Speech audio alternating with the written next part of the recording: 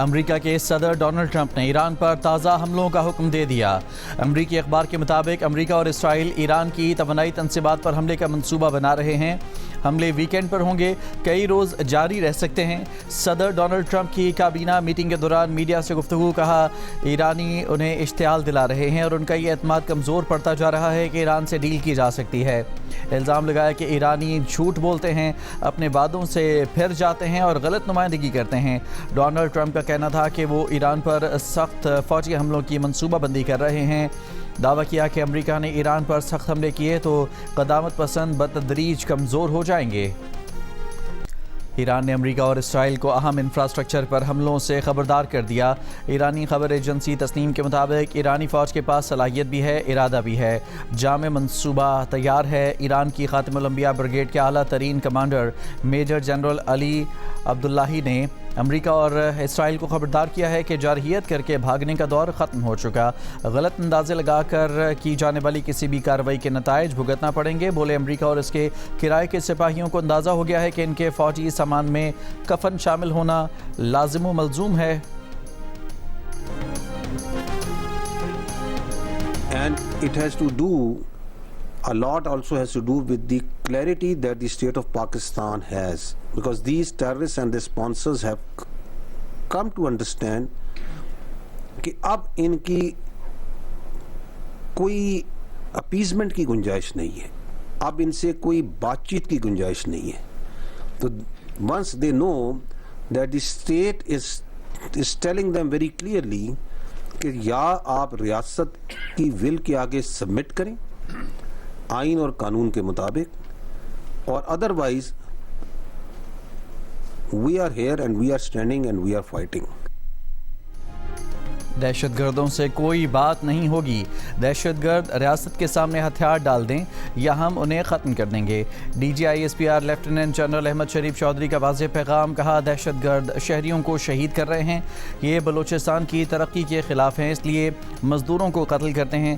بلوچستان کے حالات خراب کرنے میں مخصوص عناصر ملوث ہیں، جان بوجھ کر یہ تاثر پھیلانے کی کوشش کی جاتی ہے کہ بلوچستان میں حالات خراب ہیں۔ بلوچستان کا مسئلہ وہاں کے کچھ سردار اور ایلیٹ طبقہ ہے۔ ایلیٹ اور سردار کہتے ہیں کہ غریب کا بچہ آگے نہ بڑھے، ان کا غلام رہے۔ سردار اور ایلیٹ طبقہ لیویز کو ذاتی فورس سمجھتا ہے، ان کو اپنے ذاتی گھروں کی چوکیداری کے لیے لیویز فورس چاہیے۔ اسمگلنگ روکتے ہیں تو کہا جاتا ہے کہ میں دہشت گردی کراؤں گا، یہ اپنے غیر قانونی دھندوں کے لیے پرمٹس مانگتے ہیں۔ یہ کہتے ہیں کہ جو 1000 ارب سے زائد بجٹ ملتا ہے اس میں حصہ دو، ہم ایلیٹ اور سردار نہیں، بلوچستان کے لوگوں سے بات کریں گے۔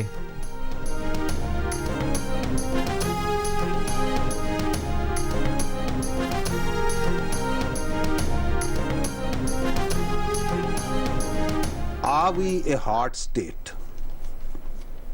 Unfortunately not. Why? Because once we say hard state, what does it mean? A hard state means ایک وہ ریاست جس میں آئین اور قانون سب کے لیے یکساں ہو، جس میں تمام معاملات آئین کے مطابق اور قانون کے مطابق ہوں، in which there is no elitism. It doesn't mean a military run state. It doesn't mean a armed forces dominated state like it is tried to be interpreted یا اس کی تشریح کرنے کی کوشش کی جاتی۔ That is what is hard state in our understanding is۔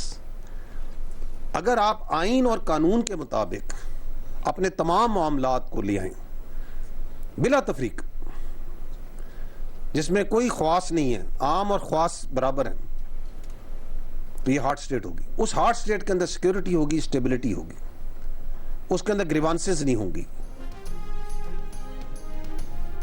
ریاست ہے تو سیاست ہے، ریاست ہے تو جان ہے، تمام معاملات کو آئین و قانون کے مطابق دیکھنا ہوگا۔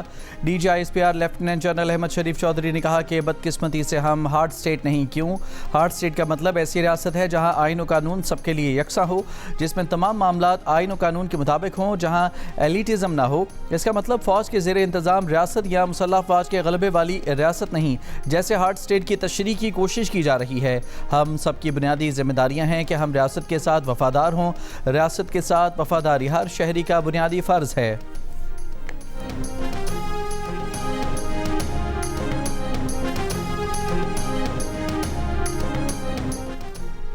DGISPR کا کہنا ہے کہ پاکستان کا سب سے لاڈلا بچہ کشمیر ہے. وسائل کی بات کی جائے تو سب سے زیادہ کشمیر کو ملتے ہیں. کشمیر کی ایک ہی آواز ہے کہ ہم کشمیری ہیں, پاکستان ہمارا ہے. کشمیر پاکستان کا اٹوٹ انگ تھا اور ہے اور رہے گا. کشمیریوں کا فیصلہ پکا ہے, اب بھارت نے کچھ تو کرنا ہے.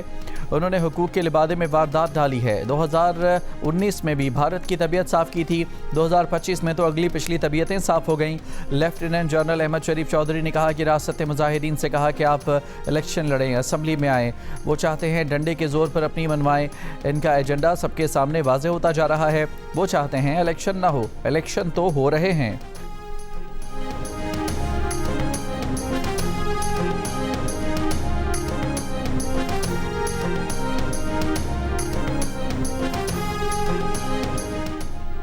بھارت اور افغانستان کا مشترکہ ایجنڈا دہشت گردی ہے. مارکہ حق میں دشمن کی حکمت عملی ناکام ہونے پر بلوچستان میں نظریں جمائی گئیں.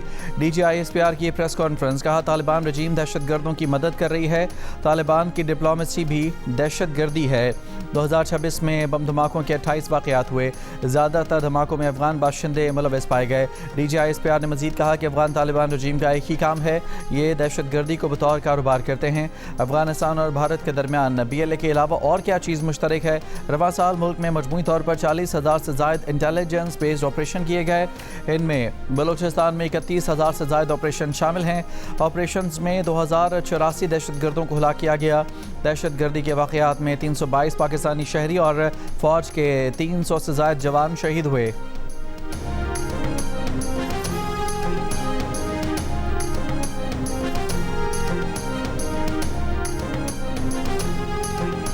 گڈ گورننس کے لیے کچھ کرنا پڑے گا. اگر گڈ گورننس کا مطلب یہ ہے کہ 1972 میں 7 کروڑ میکسیمم آبادی تھی پاکستان کی, اس وقت 4 صوبے تھے, آج ہم 25 کے اوپر ہیں. تو اگر اب آپ کی آبادی 3 سے 4 گنا بڑھ گئی اور وہی 4 صوبے ہیں, تو وی ہیو ٹو سی کہ is it serving good governance. But that debate has to be essentially done by the politicians, by those in power, even those who have been previously in power, and those who are responsible towards this for the people of Pakistan. But the answer lies, it has to be done as per the will of the people of Pakistan. Good governance requires an administrative reset, then let that be happen. If that good governance requires it changes, then let that be happen. But it has to be done through the constitutional method, through the legal method. DGISPR lieutenant general Ahmed Sharif Chaudhry نے کہا ہے کہ پاکستان کی security کے لیے good governance انتہائی اہم ہے. مسائل حل نہیں ہو رہے تو اس کا مطلب ہے گڈ گورننس کے لیے کچھ کرنا پڑے گا. اس کے بغیر ملک کے مسائل حل نہیں ہو سکتے. لیفٹیننٹ جنرل احمد شریف چودھری نے کہا ہے کہ 1972 میں ملک کی آبادی 7 کروڑ تھی اور اس وقت 4 صوبے تھے. آج آبادی 25 کروڑ سے زیادہ ہے. اگر آبادی 3 سے 4 گنا بڑھ گئی ہے اور صوبے 4 ہی ہیں تو کیا گڈ گورننس ہو رہی ہے؟ DGISPR نے کہا کہ محسن نقوی نے جو بات کی ہے وہ ان کی ذاتی رائے ہے. جو بھی فیصلہ ہو وہ پاکستان کے عوام کی خواہشات کے مطابق ہی ہونا چاہیے.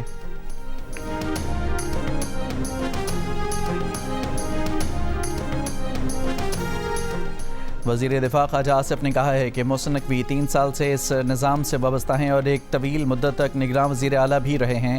سائیڈ لائن پر کھڑے ہو کر آوازیں لگانے سے بہتر ذمہ داری قبول کرنا ہے. بیان دینے یا الزام لگانے کے بجائے الزام کو قبول کرنے کی ضرورت ہے.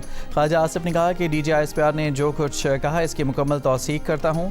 جیو نیوز کے پروگرام آج شاہزیب خانزادہ کے ساتھ میں گفتگو میں کہا کہ وزیر داخلہ اور DGISPR کے بیانات میں فرق ہے. وزیر داخلہ کے بیان کا ایک سیاسی پہلو بھی ہے. موجودہ حالات میں ہائبرڈ نظام کی کامیابی ہی ہماری نجات ہے. نہیں سمجھتا کہ یہ سسٹم کے جانے کی کوئی نشانیاں ہیں. پیپلز پارٹی اور ہمارے درمیان دراڑیں موجود ہیں. اس وقت موجودہ سیٹ اپ کے جانے کی کوئی نشانیاں نہیں ہیں. آصف زرداری, شہباز شریف, فیلڈ مارشل اور سسٹم کے دیگر 5-6 لوگ مل کر بیٹھیں اور دیکھیں کہ کیا کرنا ہے.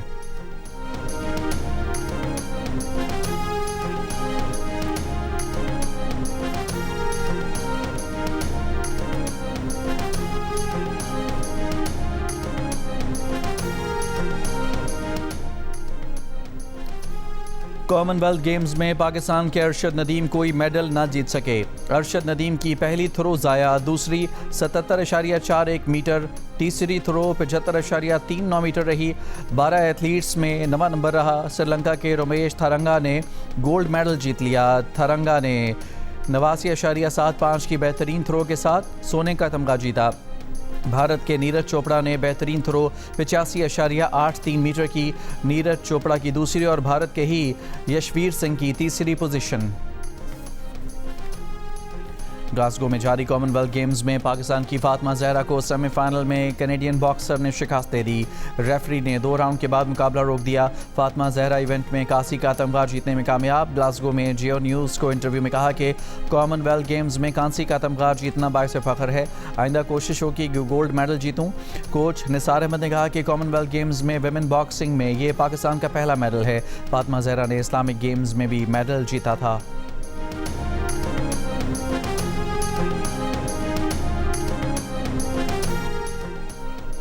آزاد کشمیر انتخابات کے دوسرے مرحلے کے لیے انتخابی مہم ختم. مظفرآباد ڈویژن کے 3 اضلاع اور 12 مہاجر نشستوں پر پولنگ 2 اگست کو ہوگی. Chief election commissioner justice retired Ghulam Mustafa Mughal نے کہا کہ الیکشن کمیشن کسی کی ہدایت یا ڈکٹیشن پر کام نہیں کرتا. الیکشن کمیشن آزاد اور خود مختار ادارہ ہے. ہارنے والے اکثر دھاندلی کا الزام لگاتے ہیں. دوسرے مرحلے میں عوام ووٹ پول کرنے کے لیے گھروں سے نکلیں. عوام روٹ کر بیٹھ جائیں گے تو پھر مسئلہ جلد سے جلوس اور احتجاج سے حل نہیں ہوگا. یہ آزاد کشمیر کی تاریخ کا مشکل ترین انتخاب ہے. اگر حالات ایسے ہی رہتے ہیں تو راولہ کوٹ کے انتخابات آگے پیچھے ہو سکتے ہیں.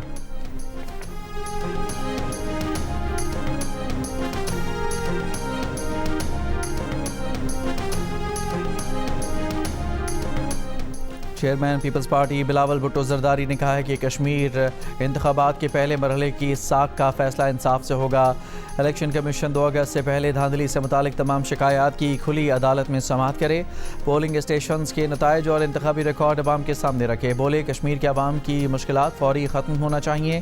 انٹرنیٹ بینکنگ بحال ہونی چاہیے. کھانا دوا ضروری سامان ان تک پہنچانا چاہیے. احتجاج اور کارروائی کا سلسلہ فوراً معطل ہو. اگر آپ اس سب سے اتفاق کرتے ہیں تو 2 اگست کو تیر پر مہر لگائیں.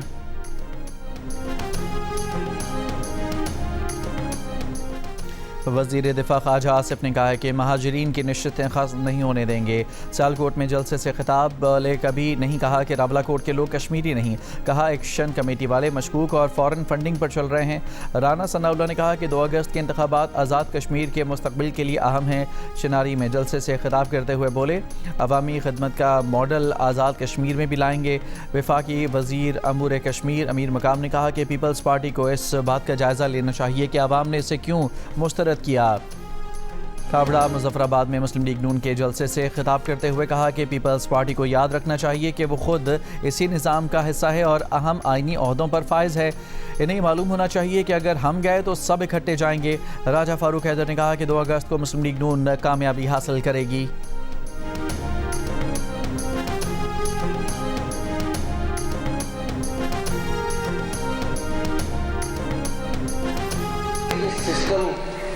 جس کے اندر ہم رہ رہے ہیں یہ کولیپس کر چکا ہے. آپ مانے نہ مانے, آپ ایڈمنسٹریٹو یونٹس صوبے اس کو جو مرضی نام دے دیں, اس کو لے کے جانا پڑے گا عوام کی سطح پر. وہ جب تک آپ کے یونٹس نہیں بنیں گے اور یونٹس بن کے وہ اونرشپ نہیں لیں گے اور نئی لیڈرشپ نہیں آئے گی, یہ کام نہیں ہوگا. یہ جو تجویز انہوں نے دی وہ گھسی پٹی تجویز ہے. اچھا یہ بھی میں آپ کو پورا کر لوں, یہ گھسی پٹی تجویز ہے جس کے ایک جو بہت ساری تجاویز دی ہیں ان میں سے ایک یہ دی ہے, لیکن یہ ایسی ہے جس کو کبھی بھی یہ سندھ کی صوفیوں کی دھرتی کے لوگ قبول نہیں کریں گے. وزیر اعلیٰ سندھ سید مراد علی شاہ نے کہا ہے کہ اگر محسن نقوی سمجھتے ہیں کہ نظام میں مسئلہ ہے تو وہ تجویز دیں. جو تجویز انہوں نے دی ہے وہ گھسی پٹی تجویز ہے. سندھ صوفیوں کی دھرتی ہے, یہاں کے لوگ اسے قبول نہیں کریں گے. بٹشاہ میں میڈیا سے گفتگو کرتے ہوئے وزیر اعلیٰ سندھ نے کہا کہ نوجوان کاکروچ نہیں ہو سکتے, نوجوان ملک کا سرمایہ ہیں. سینیٹر شہری رحمان نے موجودہ حالات میں نئے انتظامی یونٹس پر بات چیت کا مشورہ نہیں دیا. کہا کہ انتظامی یونٹس کی بات اس وقت آگے نہ ہی بڑھائی جائے تو اچھا ہوگا, یہ مناسب وقت نہیں ہے.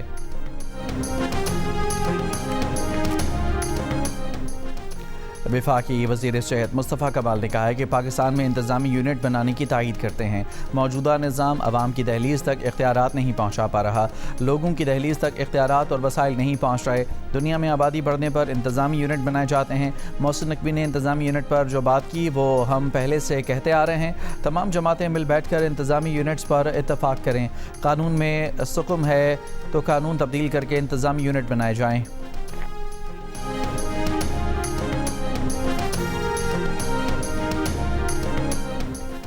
माली साल 2025-26 में बराह रास्त गैर मुल्की सरमायाकारी में 33.9% कमी। वजारत ख़जाना ने मुल्की मईशत से मुतालिक माहाना आउटलुक रिपोर्ट जारी कर दी। बताया गैर मुल्की सरमायाकारी 2.477 अरब डॉलर से कम होकर 1.636 अरब डॉलर रह गई। बरामदात 4.6% कमी से 30.8 अरब डॉलर रहीं। तरसीलात ज़र माली साल 2025-26 में 41.6 अरब डॉलर तक पहुँच गईं। तरसीलात ज़र में सालाना बुनियादों पर 8.6% इजाफा। कम बारिशों से कपास, चावल, गन्ने और मकई की फसलें मुतासर होने का खदशा। पेट्रोल की कीमत में 12 पैसे, डीजल की कीमत में 66 पैसे फ़ी लीटर कमी। पेट्रोल की नई कीमत 336 रुपये 3 पैसे फ़ी लीटर मुकर्रर। डीजल की नई कीमत 392 रुपये 38 पैसे फ़ी लीटर हो गई। मिट्टी का तेल 1 रुपये 22 पैसे सस्ता। वज़ीर आज़म शहबाज शरीफ के उगरा को तेल और गैस के शोबे में मुकम्मल शफाफियत, ज़ख़ीरा अंदोज़ी और नाजायज़ मुनाफ़ाखोरी के ख़ात्मे के लिए जदीद डिजिटल निज़ाम फ़ाल करने की हिदायत। वज़ीर आज़म शहबाज शरीफ से आलमी बैंक के कंट्री डायरेक्टर की क़यादत में वफ़द की मुलाकात। पॉलिसी सिफारिशात पेश की। वज़ीर आज़म की रिपोर्ट का जायज़ा लेने के लिए कमेटी कायम करने की हिदायत।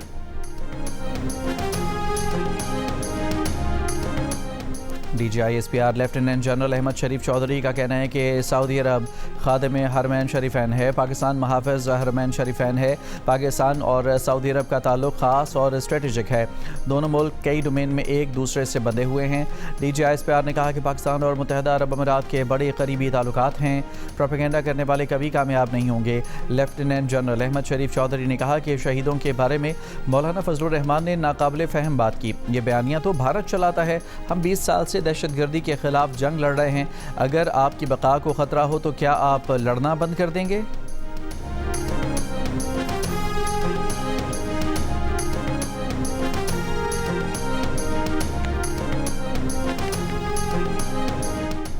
पाकिस्तान की फ़ौज हमारी रेड लाइन है। Chairman peoples party Bilawal Bhutto Zardari का वीडियो पैगाम। कहा कश्मीर की सरहद पर खड़ा हमारा सिपाही जान खतरे में डालकर पाकिस्तान की हिफाजत करता है। हमारे सिपाही किसी सियासी बहस का निशाना नहीं बनने चाहिए। वो कौम का फ़ख्र हैं। हमारे शहीद फ़ौजियों और पुलिस के जवानों की कुर्बानियों को कभी नहीं भुलाया जा सकता। हर कुर्बानी का एहतराम और शोहदा के लवाहिकीन को इंसाफ मिलेगा। जो अपना आज हमारे कल के लिए कुर्बान कर रहे हैं उनकी इज़्ज़त हमारी ज़िम्मेदारी है।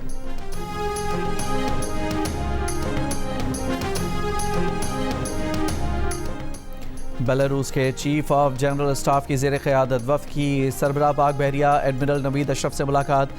दोनों जानिब से मौजूदा दो तरफ़ा दिफाई ताल्लुकात के दायराकार को मज़ीद मजबूत और मुतनव्वे बनाने पर इत्तफ़ाक़। ISPR के मुताबिक एडमिरल नवीद अशरफ ने कहा कि पाकिस्तान दोनों ममालिक के दरमियान तवील और मुद्दती कसीरुल जहती ताउन को फ़रोग़ देने का ख़्वाह है।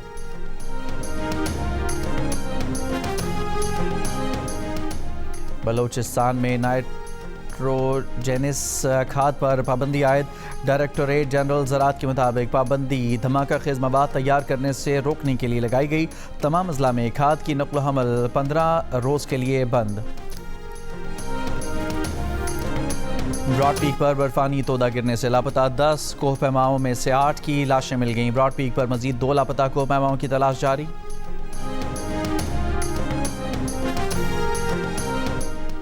कराची के इलाके जोड़िया बाजार में मुबैना मुकाबला शहरी जाँ बहक। पुलिस के मुताबिक रेडीबान आसिफ डाकुओं की फायरिंग का निशाना बना।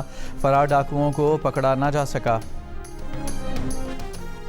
मनसहरा में रिश्ते के तनाज़े पर मुखालिफिन की घर में फायरिंग। 3 भाई जाँ बहक, 1 बच्चा ज़ख्मी। पुलिस के मुताबिक 2 ख़वातीन समेत 9 अफराद के खिलाफ मुकदमा दर्ज। मुल्ज़मान की तलाश जारी। कसूर में 70 साला सरदारा बीबी के अगवा का मुअम्मा हल। खातून की लाश घर के सहन से बरामद। 2 भतीजे गिरफ्तार। पुलिस के मुताबिक खातून को उसके भतीजों ने जायदाद के तनाज़े पर कत्ल किया। ایرانی وزیر خارجہ عباس عراقچی کا برطانوی ہم منصب ایڈ ملی بینڈ سے ٹیلی فون پر رابطہ، علاقائی اور عالمی صورتحال پر بات چیت۔ خلیجی میڈیا کا کہنا ہے کہ ایڈ ملی بینڈ نے عراقچی پر واضح کیا ہے کہ ایران کے خلاف جنگ میں برطانیہ شریک نہیں، برطانوی حکومت مسئلے کا سیاسی حل چاہتی ہے۔ امریکہ کا F-35 لڑاکا طیارہ کیلیفورنیا کے شہر سین ڈیاگو میں گر کر تباہ، پائلٹ نے پیراشوٹ کی مدد سے چھلانگ لگا کر جان بچائی، طیارہ ایئر بیس میں گرنے سے لگی آگ پر قابو پا لیا گیا۔ F-35 امریکہ کا جدید ترین اسٹیلتھ لڑاکا طیارہ ہے، مالیت $102 ملین ہے، طیارہ حادثے کی وجہ سامنے نہیں آ سکی۔ مراکش سے اسپین کے شہر سیوٹا میں بڑے پیمانے پر غیر قانونی تارکین وطن کے داخلے کی کوشش۔ امریکی میڈیا کے مطابق ایک ہی دن میں 50,000 تارکین وطن زمینی اور سمندری راستے سے سرحد عبور کر کے سیوٹا پہنچے ہیں۔ کم از کم 34 افراد کی ہلاکت کی اطلاع ہے، زیادہ تر اموات سمندر میں ڈوبنے کی وجہ سے ہوئی ہیں۔ اسپین کے وزیر اعظم پیڈرو سانچیز بحران کے خاتمے کے لیے سیوٹا پہنچ گئے، کہا کہ تارکین وطن کی آمد سالمیت کے خلاف ہے، سیوٹا کے عوام کی سلامتی یقینی بنائی جائے گی۔ Chairman P C B Mohsin Naqvi کی زیر صدارت PSL انتظامیہ اور فرنچائز مالکان کا اجلاس، PSL 11 کے کامیاب انعقاد اور اگلے سیزن کی تیاریوں پر بات چیت، window playing conditions, director signing اور ریٹینشنز پر جلد ورکشاپس منعقد کی جائیں گی۔ PSL اور تمام 8 فرنچائز کے باہمی اشتراک سے لیگ کا آفیشیل مرچنڈائز پلیٹ فارم بھی لانچ کیا جائے گا۔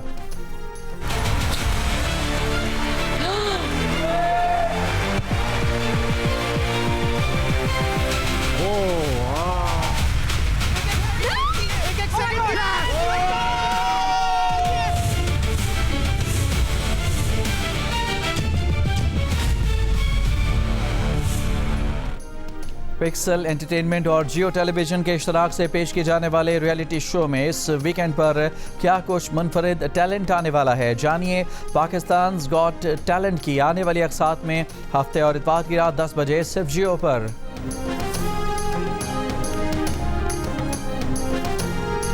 عالمی شہرت یافتہ گلوکار عاطف اسلم نے 18 سال بعد 8 گانوں پر مشتمل البم صبح آئے نہ ریلیز کر دیا، مداحوں کی بھرپور پذیرائی۔ اس سے پہلے عاطف اسلم کی البمز جل پری، دوری، میری کہانی نے دنیا بھر میں دھوم مچائی تھی۔